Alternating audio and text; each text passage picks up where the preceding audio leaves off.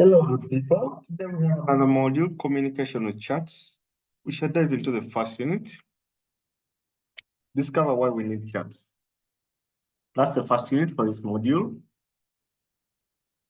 Remember to subscribe, turn on notifications, share the video, and like the video.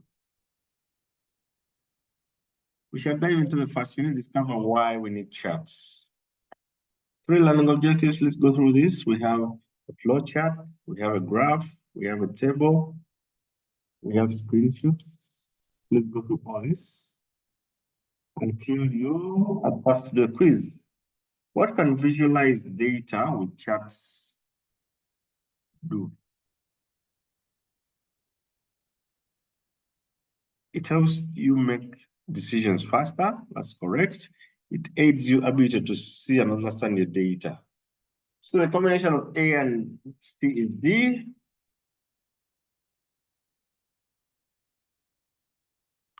Why is it crucial to ask questions of your data? It is important. It's an important part of the visual analytics cycle. Is correct. It involves making comparisons with data. Is correct. So I'll take B as a combination of A and C, and then check my quiz.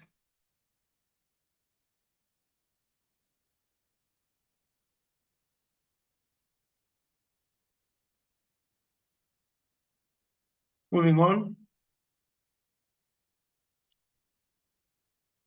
Apply visualization attributes and principles. We have 3 learning objectives. Please go through all the notes from top to bottom until you're tasked to do a quiz. We have flowcharts, we have bar graphs, we have different types of charts, dotted charts, strip plots, scatter plots, until you're tasked to do a quiz.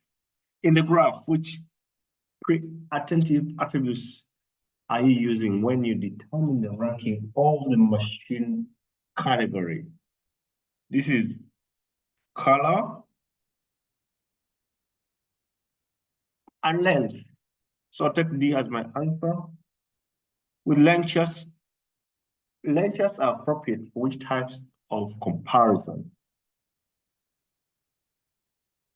Time series and distributions. So D as a combination of time series and distributions. I'll check my quiz.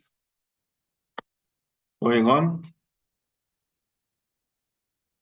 Make time series ranking, part to whole, and nominal comparison. So that's 2 learning objectives requested to. Read through the notes from top to bottom until the task to do the quiz. Which type of chart would you use to show nested categories in large hierarchy datasets? Tree map. Which of these is the best practice for using line charts? Using consistent intervals and then showing individual values as point only. That's all. I'll take D as a combination of A and C and check my quiz. Moving on.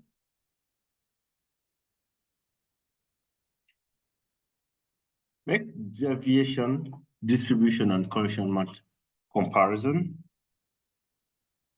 So please go through all the notes from top to bottom until you're tasked to do the quiz. True or false, when correlations are done properly, you can show how one variable causes a change in another variable. This is false. Which of these is an advantage of using a box plot? They use space efficiently. That's correct. They allow for comparing multiple distribution easily. That's also correct. So I'll take D as a combination of A and C. I'll check my quiz. Moving on. Know when and how to use tables, maps, and more. We have notes. So please go through all the notes until you task the quiz. Our quantitative values shown on maps, using color, and then using size bubbles. That is correct. So I'll take B as the combination of A and B. Which of these practices make your visualization accessible and readable? Increase the data to ink ratio. That's correct. Using colorblind friendly color palettes. That is also correct. So I'll take E as a combination of A and B as my correct answer. Then I'll check my quiz and get it right. Thank you so much. Please stay tuned to this channel. Click the notification bell, like the video, and share it. Thank you so much. Until then, bye-bye.